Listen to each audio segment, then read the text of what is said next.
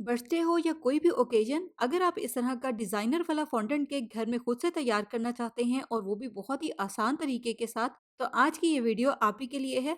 अब ये केक मैंने यूट्यूब पर अपने 100 के सेलिब्रेशन के लिए तैयार किया था। अगर आपने मेरी वो वाली वीडियो देखी हो तो आपको पता ही होगा। लेकिन इस वीडियो को देखने के बाद आप अपनी बर्थडे पार्टी के लिए या किसी भी स्पेशल ओकेजन के लिए इस तरह का डिज़ाइनर केक घर में खुद से ही तैयार कर सकते हैं, और वो भी बहुत ही आसान तरीके के साथ। वीडियो में मैं आपके साथ पूरी डिटेल शेयर कर दूंगी, तो इसलिए वीडियो को बिना स्किप किए देखिएगा ताकि आपसे कोई भी इंपॉर्टेंट पॉइंट मिस ना हो। अस्सलाम वालेकुम, मैं हूँ Sadia Uzair. Welcome back to Sadia Uzair's kitchen. Video को लाइक शेयर और मेरे इस यूट्यूब चैनल को सब्सक्राइब भी ज़रूर कीजिएगा, क्योंकि आपको मिलेंगी मेरे चैनल पर इस तरह की बहुत सारी मज़े मज़े की नई नई क्रिएटिव और ऑथेंटिक रेसिपीज़। बिस्मिल्लाहिर्रहमानिर्रहीम। तो सबसे पहले स्टेप में इस केक के लिए हम मार्शमेलो से फॉन्डेंट तैयार कर लेंगे, क्योंकि इसको तैयार करने के बाद हमें कम से कम 5 से 6 घंटे का रेस्ट देना होता है। अब यहाँ पर मैंने एक बाउल में 300 ग्राम वाइट मार्शमेलोस लिए हैं, जिसमें 2 खाने के चम्मच पानी के भी शामिल कर दिए हैं। वाइट मार्शमेलोस लेने का ये फ़ायदा होगा कि बाद में आप फॉन्डेंट को कोई भी कलर दे सकते हैं, किसी भी कलर का फॉन्डेंट तैयार कर सकते हैं। इनको अब हमने माइक्रोवेव में मेल्ट करना है, लेकिन एक बात का आपने ध्यान रखना है कि एकदम से आपने इसको बहुत ज़्यादा टाइम नहीं देना, वरना मार्शमेलोज़ जल सकते हैं।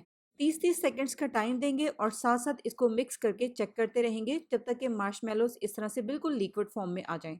यहाँ पर मैंने इनको 3 से 4 बार 30-30 सेकंड्स का टाइम दिया है माइक्रोवेव में। उसके बाद मार्शमेलोज़ आप देखें इस तरह से बिल्कुल लिक्विड की तरह के हो गए हैं। इसके बाद यहाँ पर मैंने एक बाउल में 500 ग्राम आइसिंग शुगर ली है। जितनी भी आइसिंग शुगर का फॉन्डेंट बनाने के लिए इस्तेमाल होगा, लास्ट में मैं आपको बता दूंगी। अब फॉन्डेंट बनाने के लिए हम एक बड़े साइज़ का मिक्सिंग बाउल लेंगे और फिलहाल इसमें से आधी आइसिंग शुगर डाल देंगे इस बाउल में, और इस तरह से इसको बाउल में फैला देंगे, क्योंकि इसमें हमने मेल्ट किए हुए मार्शमेलोज शामिल करने हैं।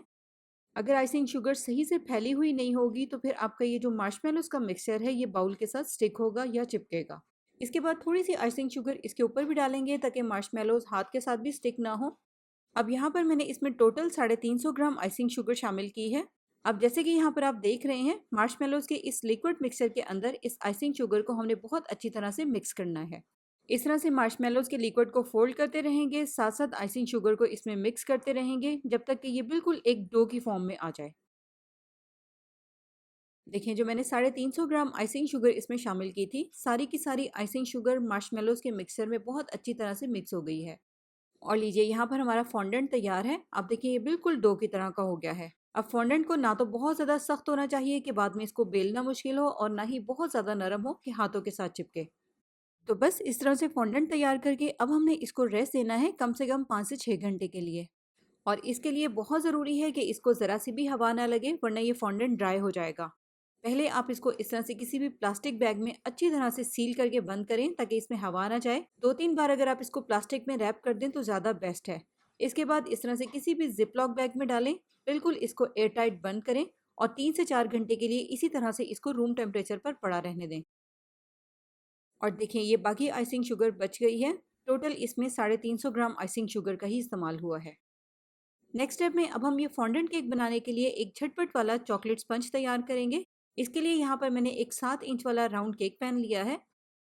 इस केक पैन को पहले अच्छी तरह से ऑयल से हर तरफ से ग्रीस करेंगे, फिर उसके बाद इसमें बटर पेपर लगा लेंगे। देखिए, पैन की बेस में भी बटर पेपर लगाना है और इस तरह से पैन के साइडों पर भी। और ये हमारा केक पैन तैयार हो गया है। फिलहाल इसको साइड पे रख देंगे और अब तैयार करेंगे केक स्पंज के लिए बैटर।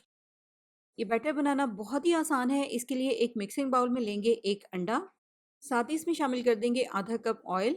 आप मेल्टेड घी का भी इस्तेमाल कर सकते हैं। 3/4 कप यानी कि पौना कप जाएगा इसमें फुल फैट मिल्क। इसके अलावा इसमें शामिल करेंगे 1 चाय का चम्मच इंस्टेंट कॉफ़ी। अगर आपके पास वनीला एसेंस है तो आप वो भी ऐड कर सकते हैं। ये भी वनीला एसेंस की तरह अंडे की स्मेल को ख़त्म करता है। चॉकलेट केक में अगर आप वनीला एसेंस की जगह पर कॉफ़ी का इस्तेमाल करें तो ज़्यादा अच्छा टेस्ट आता है। और 1 कप शामिल करेंगे इसमें चीनी। यहाँ पर आप देखें मैंने 1 कप से थोड़ी सी कम चीनी ली है। बस अच्छी तरह से इस तरह से एक हैंड विस्क की मदद से सारी चीज़ों को मिक्स कर लेंगे। यहाँ पर मैंने इसको मिक्सिंग के दौरान 5 से 10 मिनट का रेस्ट दिया था, जिसकी वजह से कॉफ़ी और चीनी इसमें दोनों ही बहुत अच्छी तरह से मिक्स हो गए हैं। तो अब हमने इस लिक्विड में ड्राई इंग्रेडिएंट्स मिक्स करने हैं, जिनको हमने छानकर शामिल करना है। 1 कप हम लेंगे मैदा, इस तरह से बिल्कुल ऊपर से लेवल करके, और साथ ही आधा कप शामिल कर देंगे इसमें कोको पाउडर। इसके अलावा इसमें शामिल करेंगे 1.5 चाय का चम्मच बेकिंग पाउडर और इन तमाम इंग्रेडिएंट्स को अब हम डायरेक्ट इस मिक्सिंग बाउल में ही छान लेंगे। इसके बाद बस अब उसी हैंड विस्क की मदद से हम इन सारी चीज़ों को मिक्स कर लेंगे। बस आपने मिक्सिंग बहुत अच्छी तरह से करनी है, ड्राई मिक्सचर की कोई भी इसमें गुठली ना बने। एक अंडे से तैयार होने वाला बहुत ही सादा और बहुत ही आसान सा केक स्पंज है, जो कि बनता भी बहुत ही मज़े का है। तो बस जैसे ही सारे इंग्रेडिएंट्स बहुत अच्छी तरह से मिक्स हो जाएंगे, तो यहाँ पर एक बहुत ही सिल्की और स्मूथ सा केक बैटर तैयार हो जाएगा। तो केक बैटर तैयार है, इसको अब हम डाल देंगे केक पैन में, जिसको हमने स्टार्ट में बटर पेपर लगा कर रखा था। इस तरह से टैप करेंगे ताकि अगर इसमें कोई भी एयर बबल हो तो वो निकल जाए। अब इस केक स्पंज को आप चाहें तो आप पतीले में भी बेक कर सकते हैं और अवन में भी, जिस तरह भी आपको आसानी हो या पॉसिबल हो। यहाँ पर मैंने इस केक को अवन में बेक किया है। 180 सेल्सियस पर इसको हम बेक करेंगे प्री हीटेड अवन में तकरीबन 25 से 30 मिनट के लिए, या इतनी देर तक जब तक कि केक अच्छी तरह से बेक हो जाए। पहले इस केक को रूम टेम्परेचर पर अच्छी तरह से ठंडा होने देंगे, फिर उसके बाद इसको मोल्ड में से निकालेंगे और उसके बाद इस तरह से इसकी स्लाइसेस में कटिंग कर लेंगे। अब आप इसको 3 स्लाइसेस में काटना चाहें या 4 स्लाइसेस में, आपकी चॉइस है। यहाँ पर मैंने इसको 4 स्लाइसेस में काटा है। और ये जो ऊपर वाला थोड़ा-सा केक का पोर्शन बच गया है, इसका हम केक में इस्तेमाल नहीं करेंगे क्योंकि ये अनइवन है, इसको हम निकाल देंगे। तो केक की कटिंग करने के बाद बहुत ज़रूरी है कि इसको हमने सबसे पहले फ्रिज में रखकर अच्छी तरह से ठंडा करना है। फिर उसके बाद हमने इस केक के ऊपर फ्रॉस्टिंग लगानी है, क्योंकि अगर आप गरम-गरम केक के ऊपर फ्रॉस्टिंग लगा देंगे तो आपकी सारी फ्रॉस्टिंग मेल्ट हो जाएगी। तो केक स्पंज को रख देंगे फ्रिज में और उतनी देर में हम इसके लिए बटर से फ्रॉस्टिंग तैयार कर लेंगे। और ये फ्रॉस्टिंग बनाने के लिए यहाँ पर मैंने 400 ग्राम मक्खन लिया है। मक्खन जैसे कि यहाँ पर आप देख रहे हैं हल्का सा सॉफ्ट होना चाहिए, लेकिन इतना ज़्यादा भी सॉफ्ट ना हो जैसे कि मेल्ट होने के करीब-करीब होता है। बस इतना सॉफ्ट मक्खन होना चाहिए कि इसको बीट करना आसान हो। इसमें शामिल करेंगे 200 ग्राम आइसिंग शुगर, बाजार वाली रेडीमेड आइसिंग शुगर है, और चम्मच या रबर स्पैचुला की मदद से इस तरह से इन दोनों को बीट करने से पहले थोड़ा सा मिक्स कर लेंगे। इसमें मैंने अभी भी आइसिंग शुगर की मिकदार थोड़ी सी कम ऐड की है। वैसे इस फ्रॉस्टिंग में बराबर की मिकदार में भी आइसिंग शुगर का इस्तेमाल किया जाता है। जैसे कि अगर 400 ग्राम मक्खन है तो 400 ग्राम ही आइसिंग शुगर ऐड करें। फिर उस तरह से फ्रॉस्टिंग बहुत ज़्यादा मीठी हो जाती है। बल्कि अगर आप चाहें तो आप इसमें 200 ग्राम से भी थोड़ी सी कम आइसिंग शुगर ऐड कर सकते हैं। जैसे कि आप इसमें 150 ग्राम आइसिंग शुगर ऐड कर दें। तो जैसे कि आपने देख ही लिया है कि आइसिंग शुगर शामिल करने के बाद इनको मैंने रबर स्पैचुला की मदद से थोड़ा सा मिक्स किया है, और थोड़ा सा मिक्स करने के बाद इसको हम इलेक्ट्रिक बीटर की मदद से बीट करना शुरू करेंगे। इसको अगर हम स्टार्ट में ही बीट करना शुरू कर देंगे तो एक तो आइसिंग शुगर उड़कर बाहर फैलेगी, और सेकंड अगर हम इसको थोड़ा सा मिक्स कर लेंगे तो इसको बीट करना आसान हो जाता है। तो बस यहाँ पर अब हमने इनको इलेक्ट्रिक बीटर की मदद से इतनी देर तक बीट करना है जब तक कि मक्खन और आइसिंग शुगर बहुत अच्छी तरह से मिक्स होकर कंबाइन हो जाए, और साथ ही साथ इसका जो टेक्सचर है वो क्रीमी और स्मूथ सा हो जाए। तो यहाँ पर इसको बीट करते हुए मुझे कम से कम 3 से 4 मिनट का टाइम हो गया है। आप देखिए दोनों चीज़ें बहुत अच्छे से कंबाइन हो गई हैं और किसी हद तक ये क्रीमी और स्मूथ भी हो गई हैं। तो अब इस पॉइंट पर हम इसमें शामिल करेंगे 1/3 कप क्रीम। क्रीम की जगह पर अगर आप चाहें तो आप दूध भी ऐड कर सकते हैं। क्रीम शामिल करेंगे और साथ-साथ इसको इस तरह से कंटिन्यू बीट करते जाएँगे जब तक कि हमें फ्रॉस्टिंग का रिक्वायर्ड टेक्सचर मिल जाए। तो देखें टोटली यहाँ पर इसको बीट करने में कम से कम मुझे 6 से 7 मिनट का टाइम लगा है, और आप देखिए हमारी जो फ्रॉस्टिंग है वो कितनी क्रीमी और स्मूथ सी हो गई है। तो बस अब यहाँ पर ये फ्रॉस्टिंग बिल्कुल रेडी है। इस केक पर अप्लाई करने के लिए अपनी आसानी के लिए हम इसको इस तरह से पाइपिंग बैग में निकाल लेंगे। केक स्पंज भी अच्छी तरह से ठंडा हो गया है। अब इसके ऊपर हम फ्रॉस्टिंग लगाएंगे। पहली लेयर को यहाँ पर आप गौर से देख लें। सारी लेयर्स पर आपने इसी स्टेप को फॉलो करना है। सबसे पहले केक स्पंज पर हमने इस तरह से अप्लाई करना है थोड़ा-थोड़ा सा दूध, ताकि केक स्पंज थोड़ा सा सॉफ्ट हो जाए। दूध लगाने के बाद इस तरह से फ्रॉस्टिंग की एक थिक सी लेयर लगाएंगे। उसके बाद इस तरह से पैलेट नाइफ की मदद से या किसी भी नाइफ की मदद से फ्रॉस्टिंग को ऊपर से इस तरह से स्मूथ कर दें। बस सारी लेयर्स की आपने सेम इसी तरीके से सेटिंग करनी है। जब फ्रॉस्टिंग की लेयर बराबर हो जाएगी तो फिर इसके ऊपर दूसरा केक स्पंज रखेंगे।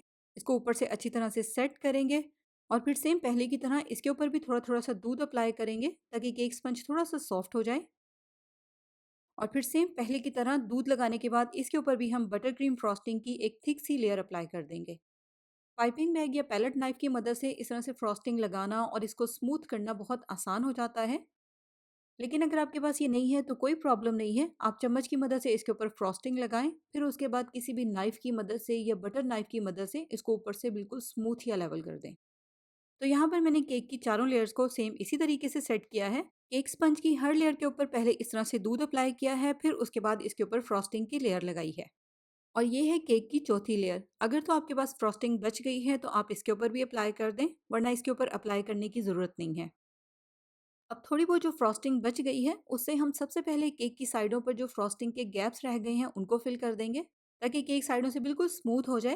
केक को बैलेंस करने के लिए ये ज़रूरी है। और लास्ट में जो थोड़ी सी और फ्रॉस्टिंग बच गई थी, उसको हम केक के ऊपर लगा देंगे। बस इस तरह से बची हुई फ्रॉस्टिंग लगाने के बाद अब हमने केक को चारों तरफ से और ऊपर से बहुत अच्छी तरह से स्मूथ करना है, लेवल करना है, ताकि केक की शेप अच्छी हो जाए। अगर तो आपके पास केक के लिए इस तरह का पैलेट नाइफ है तो बहुत ईज़ी हो जाएगा आपके लिए ये सब करना।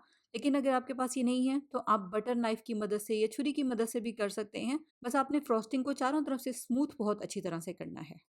देखिए केक इस तरह से ऊपर से, साइडों से, हर तरफ से बिल्कुल स्मूथ और लेवल होना चाहिए। अभी हमने इसके ऊपर फॉन्डेंट की लेयर भी अप्लाई करनी है।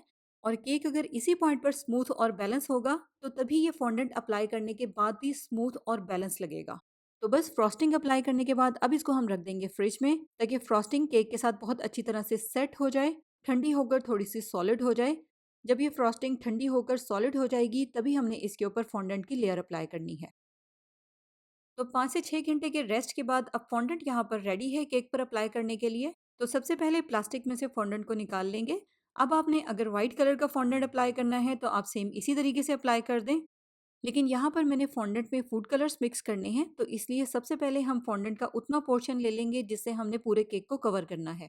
लेकिन बाकी बचे हुए फॉन्डेंट को आपने पहले की तरह बहुत अच्छी तरह से प्लास्टिक में कवर करके रखना है। ये आपने नहीं भूलना, वरना आपका फॉन्डेंट ड्राई हो जाएगा। अब अगर तो आपके पास लिक्विड फूड कलर है तो फॉन्डेंट में मिक्स करना बहुत आसान है।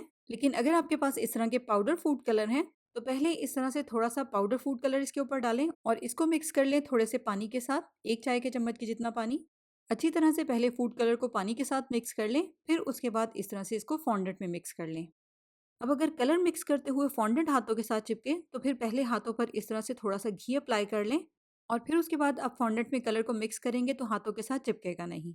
अब अगर आपको किसी भी पॉइंट पर लगे कि फॉन्डेंट में कलर हल्का है, आप इसमें मजीद कलर ऐड करना चाहते हैं, तो आपने कलर को सेम उसी तरीके से मिक्स करना है जैसे आपने पहले कलर को मिक्स किया है। इसके अलावा अगर आपको लगे कि फॉन्डेंट थोड़ा सा सख्त हो गया है, उसमें कलर मिक्स करना या उसको बेलना मुश्किल है, तो फिर आप इसको सिर्फ 5 सेकंड्स के लिए माइक्रोवेव कर लें। उस तरह से इसमें कलर मिक्स करना और इसको बेलना आसान हो जाएगा। लेकिन 5 सेकंड से ज़्यादा का टाइम आपने बिल्कुल भी नहीं देना, वरना फॉन्डेंट मेल्ट हो जाएगा। तो अच्छी तरह से कलर मिक्स करने के बाद अब इस फॉन्डेंट का हम इस तरह से एक स्मूथ सा पेड़ा तैयार कर लेंगे। उसके बाद अब हमने इसको बेलना है और सारे केक को इस फॉन्डेंट से हमने कवर करना है। और इसको बेलने के लिए इस तरह से हम इसके ऊपर थोड़ी सी आइसिंग शुगर स्प्रिंकल करेंगे, ताकि इसको बेलना आसान हो और फॉन्डेंट चिपके नहीं। उसके बाद अब इसको हम अंदाजे से इतने बड़े साइज का बेल लेंगे जिससे कि हमारा पूरा केक कवर हो जाए। इस तरह से फॉन्डेंट को बहुत एहतियात के साथ बेलन की मदद से ही उठाएंगे और केक को इससे कवर कर देंगे। अब सबसे पहले इस तरह से हाथ से ऊपर से केक के साथ इसको चिपका देंगे ताकि इसमें एयर ना आए। फिर उसके बाद यहाँ पर थोड़ा सा मेहनत वाला काम है। फॉन्डेंट को हम इस तरह से थोड़ा सा बैलेंस करते रहेंगे और केक के साथ चिपकाते रहेंगे। फॉन्डेंट बहुत ही फ्लेक्सिबल होती है, इजीली शेप को होल्ड कर लेती है। बस आपने ये ध्यान रखना है कि इसमें कोई भी सलवट ना आए। इस तरह से फॉन्डेंट को थोड़ा थोड़ा सा उठाते रहेंगे, केक के साथ चिपकाते रहेंगे, तो साइडों से भी ये बहुत आसानी के साथ बैलेंस हो जाएगी। एक तो जैसे कि मैंने आपको पहले बताया है, इसमें सलवट नहीं आनी चाहिए। और सेकंड, इस पॉइंट पर हमें फॉन्डेंट को टूटने से या फटने से भी बचाना है, आपने बहुत केयर करनी है। सेट करते करते अगर फॉन्डेंट हाथों के साथ चिपकने लगे तो फिर आप इस तरह से इसके ऊपर थोड़ी सी आइसिंग शुगर भी अप्लाई कर सकते हैं। फॉन्डेंट को सेट करने के बाद इस तरह से किसी भी फ्लैट चीज़ की मदद से इसको हर तरफ से बिल्कुल बैलेंस कर दें। इसके बाद साइडों पर जितनी भी एक्स्ट्रा फॉन्डेंट है उसको हम इस तरह से किसी भी नाइफ की मदद से काट देंगे।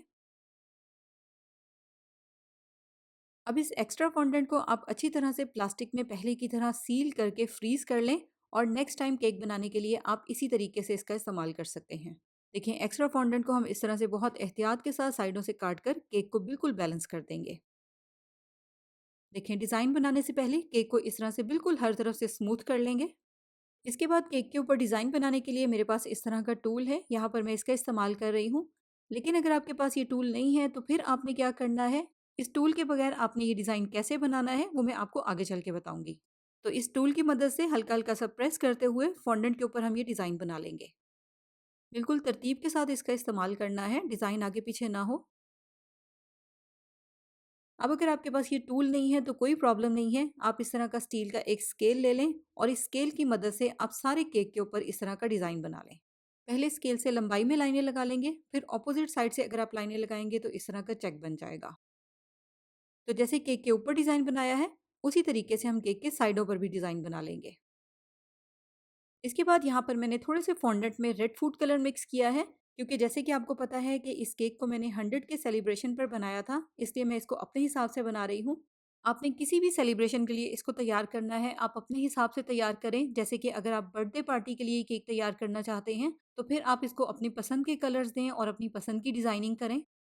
अब यहाँ पर मैंने इस वाले फॉन्डेंट को भी सेम पहले की तरह आइसिंग शुगर लगाकर ही बेला है। यहाँ पर मैं इस रेड वाले फॉन्डेंट से, क्योंकि यूट्यूब का लोगो तैयार कर रही हूँ, तो इसलिए मैंने इसको सेम उसी तरह की शेप दी है।